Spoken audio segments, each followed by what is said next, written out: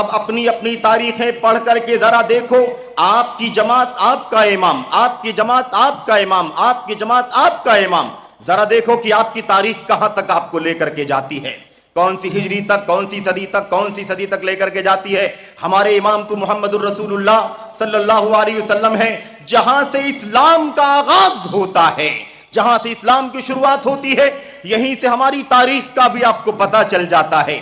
لوگ تانے دیتے ہیں یہ تو 100 سال کی پیداوار ہے، 200 سال کی پیداوار ہے، 150 سال پہلے ہندوستان میں ان کی کوئی قبر نہیں ملے گی، 150 سال پہلے ان کی کوئی زمین، ان کی کوئی مسجد نہیں ملے گی۔ اس طرح کے تانے ہمارے بھائی دیتے ہیں۔ اگر آپ جماعت دیوبند کی بات کریں تو ان کی جو بنیاد ہے، فاؤنڈیشن ہے، یہ 1866-67 کے بیچ کی پیداوار ہے۔ ان کا فاؤنڈیشن کب ہوا ہے؟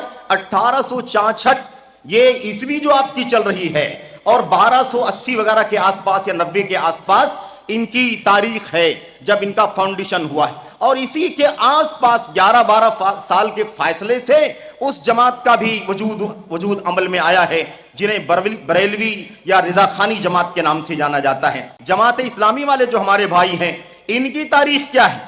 ان کی تاریخ یہ تو 1947-48 میں آزادی کے فوراً بعد وجود میں آئے ہیں۔ اہل حدیث کب سے ہیں؟ جب سے حدیث ہے۔ اہل حدیث کب سے ہیں؟ جب سے نبی ہے، جب سے نبی کریم صلی اللہ علیہ وسلم کی نبوت ہے، غار حرا میں آنے والی پہلی وحی، تب سے ہمارا وجود ہے۔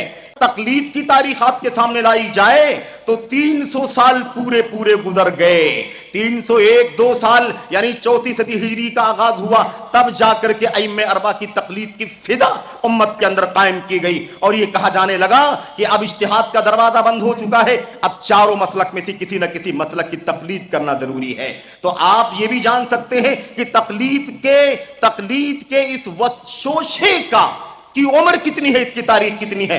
رہی بات ائمہ اربعہ کی، تو آپ جان سکتے ہیں کہ پہلے امام کی پیدائش محمد الرسول اللہ صلی اللہ علیہ وسلم کی وفات کے 70 سال کے بعد ہوئی ہے۔ اس لیے یہ سب نئے ہیں، نئے ہم نہیں ہیں، نئے آپ ہیں، یہ فرقے ہیں، یہ ٹولیاں ہیں، یہ جماعتیں ہیں، یہ تمام چیزیں بعد کی آئی ہوئی ہیں۔ یہ بھی بعد کے ہیں، جب یہ بعد کے ہیں تو ان کا عقیدہ بعد کا، ان کا منہج بعد کا، ان کا راستہ بعد کا، ان کا مسلک بعد کا۔ ہم شروع سے ہیں، جو اللہ کا کلام، نبی کی سنت، صحابہ کرام کا منہج اور موقف ہے، وہی ہمارا بھی ہے، اور اسی کی ہم سب دعوت دیتے ہیں۔